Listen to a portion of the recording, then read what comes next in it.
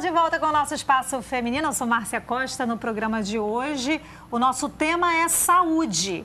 E a pauta de hoje é sobre perda auditiva. A Adriana Tosi, aniversariante do dia, está preparadíssima lá com o doutor José Dantas para conversar já sobre essa pauta de hoje. Agora, eu estou aqui com o Anderson Alves, Cake Design, que vai fazer, então, nossos doces fundados. Isso aí, Márcia. Agora é contigo. É assim, é super fácil e prático esses doces. Eles são bem, assim, elaborados para festas infantis, casamentos, 15 anos, né? Hoje eu trouxe algumas ideias de doces para casamentos, né? Eu trabalhei com aquela renda flexível, que né? todo mundo adorou, que né? o pessoal gostou muito naquele último programa, eu né? vou pegar aqui pro marrom, já pegar o take. Olha que todo mundo adorou essa renda. E tem os doces também decorados com a pasta comestível, que é a pasta americana, essas flores, esses laços que a gente prepara com a pasta comestível, né? Eu vou deixar aqui, bem aqui, Anderson. Tá. Tá, mas eu já sei. 1, 2, 3, 4, 5, 6, 7. A palhaçada, a brincadeira. A sério, Márcia Costa. Vai, vamos lá.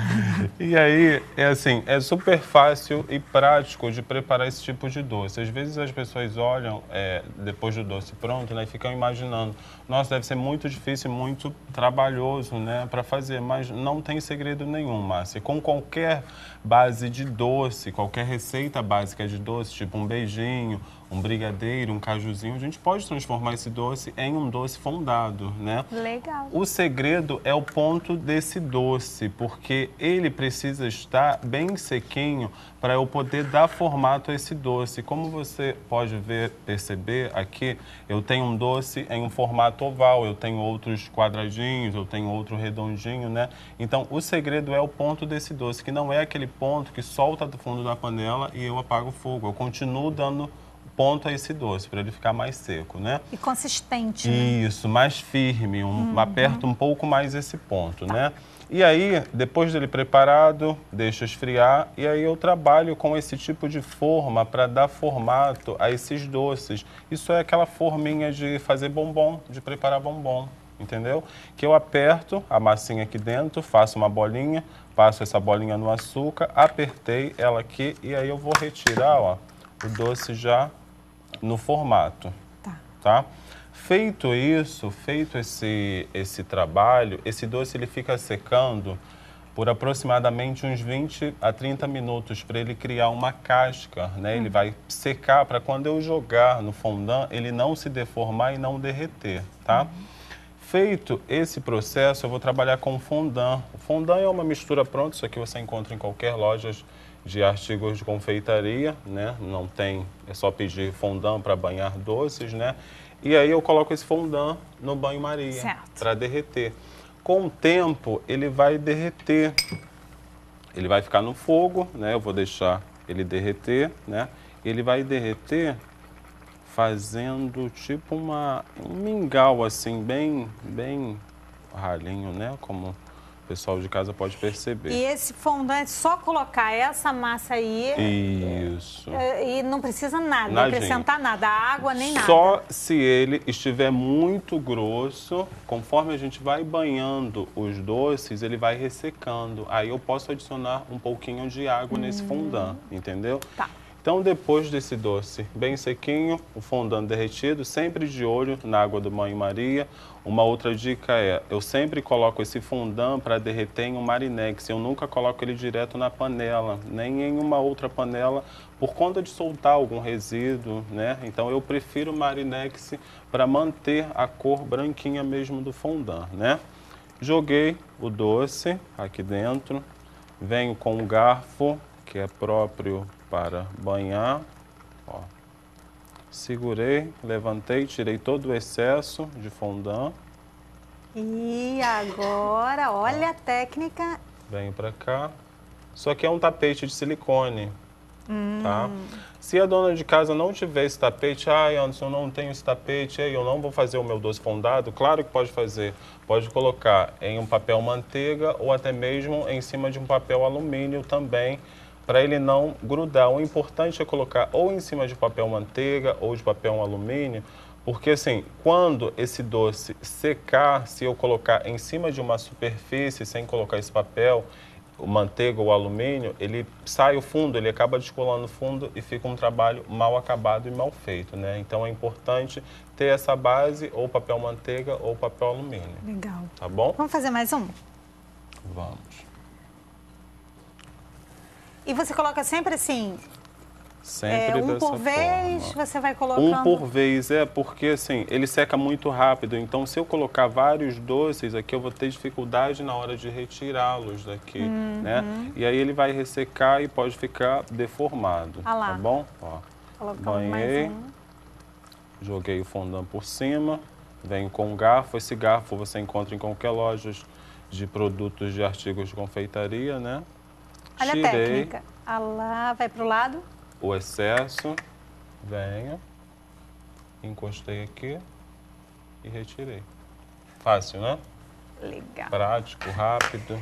Ó. Agora, o que nós... Ele aqui já está secando, ó, Márcio. Ele seca bem rápido. É muito né? rápido, é muito rápido, né? Agora, Anderson, qual seria sua próxima etapa? E aí no vamos caso? para a decoração. Depois do doce já sequinho, prontinho, né? Vamos para a parte da decoração, né?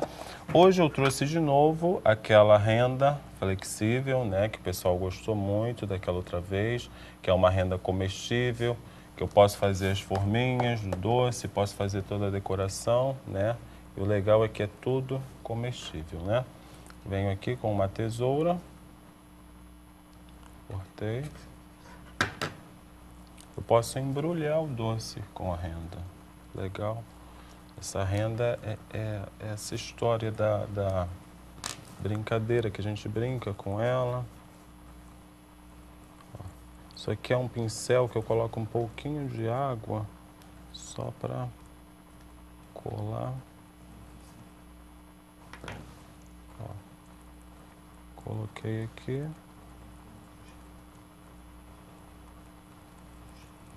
E aí eu embrulhei, ó, o doce com essa renda, né? Eu tenho um molde, Márcia, isso é um molde de silicone, né? Que eu posso pegar um pedacinho de pasta americana, que é aquela pasta americana. Você quer que eu desligue Quero. aí? Quer que eu tire? Obrigado. Aquela pasta que já vem prontinha para uso. Tirei ela da embalagem, trabalhei ela só um pouquinho. Venho aqui no molde.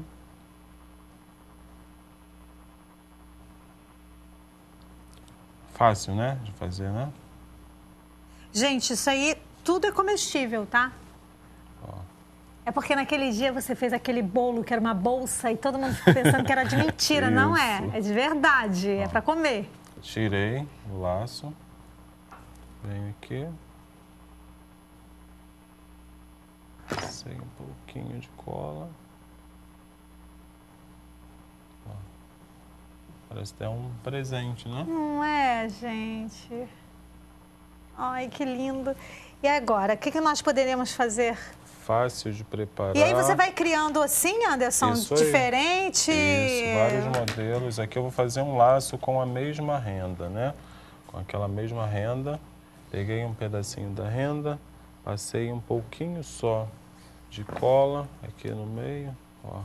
E aí eu vou pregueando isso, ó. Preguei, virei aqui a pontinha, ó. Passei de novo, só um pouquinho de cola aqui, de água para colar. Quer dizer, isso ela pode criar o que ela quiser em casa, Se ela quiser, né? com essa... Que legal. Com doce com a renda, né? E é tudo comestível legal dessa história, né? Aqui eu tenho uma pérola também comestível, é uma pérola de açúcar, ó. Ela já vem, ó. Vou colocar um pouquinho aqui para o pessoal de casa ver, ó. Ela é toda de açúcar. Tem ela de várias cores, perolada, entendeu? Passei um pouquinho. Ah, e com esse um pouquinho de água, ela já fica... Isso. E venho aqui, ó, colando.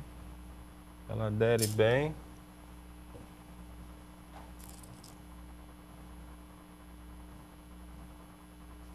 Ó. Eu já tenho outro modelo de doce, né? Quero passar um pó perolado para dar um brilho diferente no meu doce. Aqui eu tenho um pincel. Esse pincel eu recarrego ele com pó perolado também. Venho aqui, ó. Se caso soltar, o ideal é você passar primeiro o pó perolado. Aqui eu fiz uma besteira, né? Para depois colar. Não, é legal até isso acontecer, porque de repente é um lance de se dar conta, né? Às vezes certeza. Não... Aí. Que aí eu já tenho outro doce prontinho, né? E assim, criando. Aqui nós temos vários, para você ter uma ideia. Olha só, aqui tem uma margarida. Isso. Também fiz com o mesmo molde de silicone, Márcia. Aqui colocou só a renda em cima. Isso, o doce todinho com a renda.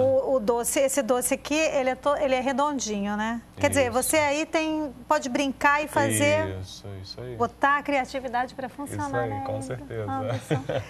Agora, Anderson, como é que faz para entrar em contato contigo? Você continua com os cursos? Continuo com os cursos, sim.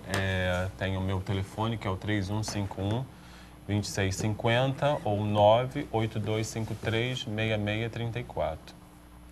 E o e-mail, né, que a gente viu? Isso, que é anderson.cakes@uol.com.br. Quer dizer, então, que da última vez que você veio aqui com as rendas, o pessoal mandou um monte de e-mail para você. Nossa, muitos e-mails querendo saber aonde que eu fazia a aula da renda, onde que comprava o produto. Nossa, foi bem legal. Foi bastante interessante. Foi bem legal. É isso, tá vendo? E aí, é uma grande oportunidade para você se envolver com alguma coisa que realmente vai ser praticamente terapêutico, né? É verdade. Super terapêutico.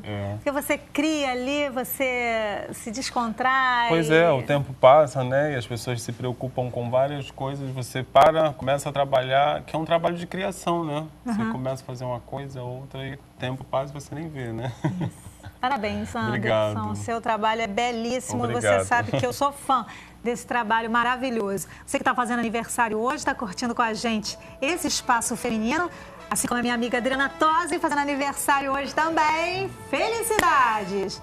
O texto está aí no seu vídeo para você, como uma pérola, assim, em tudo. Façam aos outros o que vocês querem que eles façam a vocês, pois esta é a lei e os profetas, palavras de Jesus em Mateus capítulo 7, versículo 12. Felicidade. Agora a gente começa a curtir a entrevista no nosso tema saúde, a pauta perda auditiva com a Adriana Tosi, não é isso? Vamos lá, vamos falar aqui com o doutor Anderson, com o doutor José Dantas. Doutor, somos nós agora para falar sobre perda auditiva. Primeiro, da importância da audição, que é como o nosso cérebro funciona, e tudo que para de funcionar se atrofia. Então, para manter o cérebro ativo, a audição é uma coisa muito importante. E nós vamos procurar falar aqui dos tipos de perda auditiva que existem, como nós podemos consertar isso. Existem muitas perdas ou algumas perdas básicas que são as mais corriqueiras? O mais importante é saber que existem as perdas reversíveis e as irreversíveis. Certo. E para as irreversíveis nós temos os aparelhos auditivos. Então, primeiro temos que classificar isso e a importância e qual é a causa daquela perda auditiva. Às vezes pode ser um indício de uma doença séria, importante, e o doente tem que procurar o médico. E quais são esses tipos, doutor? Nós temos as perdas condutivas, que são coisas que impedem o som de chegar ao ouvido interno. Isso são a cera, o catarro, do tímpano para fora. Do tímpano para fora seria a cera, do tímpano para dentro seria o catarro, doenças hereditárias, como a autoesclerose. A autoesclerose está classificada como condutiva. Condutiva. E tem as doenças do ouvido interno, que podem ser passageiras, mas também podem ser permanentes. E temos várias maneiras de evitar a perda auditiva também, né? O mais importante de tudo é o diagnóstico, principalmente na infância. Quando a criança nasce, pelo teste da orelhinha, saber se a criança escuta ou não. E esses tipos que o senhor acabou dizendo de perdas auditivas, ela independe da idade para elas começarem a aparecer? Mesmo a condutiva, como a do ouvido interno, quanto a... Geralmente, as das crianças são condutivas, né, reversíveis, quando ela não nasce com problema. Reversíveis. Okay. E do adulto, geralmente, elas são mais, da idade do idoso, são mais irreversíveis. Mas tudo tem jeito. Hoje em dia, qualquer perda auditiva é solucionada. Qualquer problema que você tiver, o médico vai dar uma solução, seja ele qual for. Ou através de aparelho ou cirurgia. O senhor acha que hoje em dia a cirurgia mudou, ela está mais avançada? Hoje temos um implante coclear. O implante coclear tem que ser utilizado por pessoas muito novas. Por isso que o diagnóstico tem que ser bastante precoce. O implante coclear tem que ser feito... A cirurgia ela vai funcionar mais quando a pessoa for antes de um ano. E quando for criança mesmo, bebezinho de 1 ano, ele tem que ser operado o mais rápido possível, porque a idade de 1 e 2 anos, 3 anos é onde o nosso cérebro mais aprende.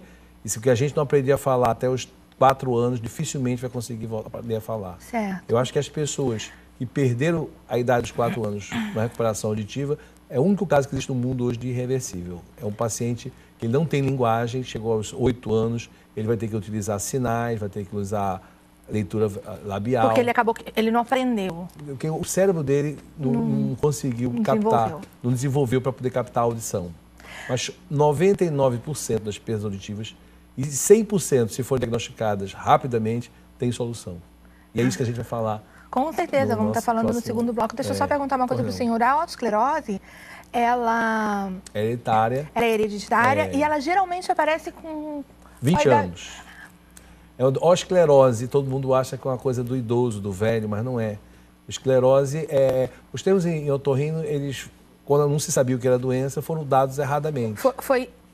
Eu, infelizmente, tive isso na minha família, é hereditário, né? E eu descobri com 20 anos. Isso. Acho que 22 anos, se eu não me engano, que eu descobri. A gente tem os ossinhos no ouvido, martelo, bigorna e estribo.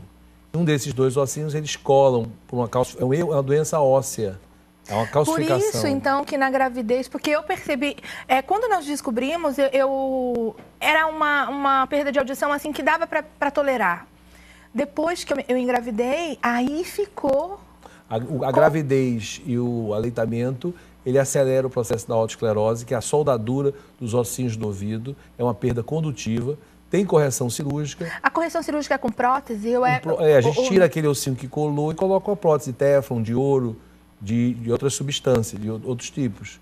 E pode ser também protetizado, colocar um aparelho auditivo, aquele aparelho auditivo vai funcionar, colocou, funcionou. Agora, a cirurgia tem mínimos, mas existem riscos, que tem que todo mundo saber que a pessoa pode dar uma cirurgia daquela, inclusive a audição ficar piorar. Surdo? Pode piorar. Piorar ou ficar surdo? Pode. Pode ter uma paralisia facial, torta, mesmo, doutor? Durante a cirurgia. São casos raríssimos, mas que pode acontecer, pode.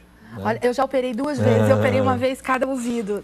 Graças a Deus mesmo, e assim, o médico que me operou foi em São Paulo. Eu tive sucesso total e assim, uma recuperação da audição fantástica com as 2 cirurgias. Mas com o tempo eu percebi que também veio ficando mais... A doença evolui. Por isso que eu digo a você, para a gente saber a audição, tem que fazer um exame chamado audição. Primeiro, uma inspeção do ouvido. Muitas vezes a pessoa tem uma perda auditiva, perdi a audição. É uma cera. Pode ser temporário, aquele negocinho vai no médico, o médico tira a cera, você volta a sua audição. É a coisa mais maravilhosa, é um milagre, né? Olha só. A pessoa chega... Eu me encantei pela profissão por isso. Antes eu era neurocirurgião, fazia neurocirurgia. E as pessoas morriam, eu ficava triste, não ficavam boas. Aí fui tentar fazer otorrino, porque aquilo me deixava deprimido. Quando eu entrei no consultório, entrou um homem e fez, estou surdo. A gente tirou a cera do ouvido dele, estou ouvindo. Foi uma coisa até bíblica, né? Parece até como Jesus fazia, né? E eu me encantei e a gente consegue melhorar muitas as pessoas, então é uma coisa... E o interessante é que, no caso da primeira cirurgia que eu fiz, eu já estava numa situação que eu estava ouvindo muito pouco. E eu fiz a cirurgia e logo quando eu voltei da anestesia, me levaram para o quarto. E aí eu fui no banheiro. Foi muito engraçado até o que aconteceu. A hora que eu fui dar descarga, assim, parece que o prédio estava caindo em cima da minha cabeça. Tamanho, o som, ficou presente. Eu faço essa cirurgia com anestesia local. É muito comum, quando antes de a gente fechar o tímpano, a gente bota o tímpano no lugar e pergunta, tá ouvindo melhor?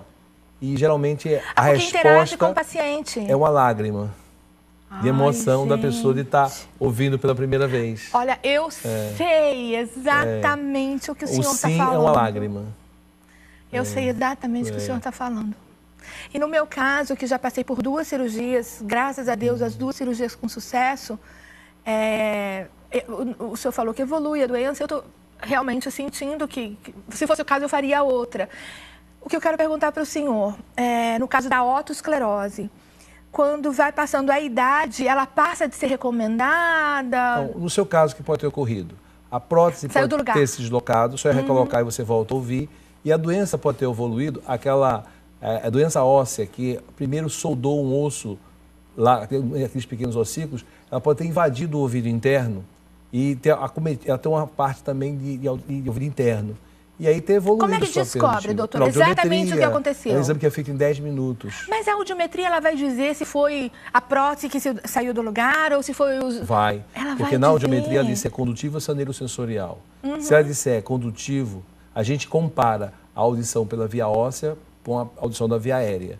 E a gente tem que escutar no aparelho as 2 iguais. Quando eu escuto melhor pela parte óssea e não escuto pela parte aérea, significa que a doença está no ouvido médio, entre o tímpano e o ouvido interno, aquele caramujo.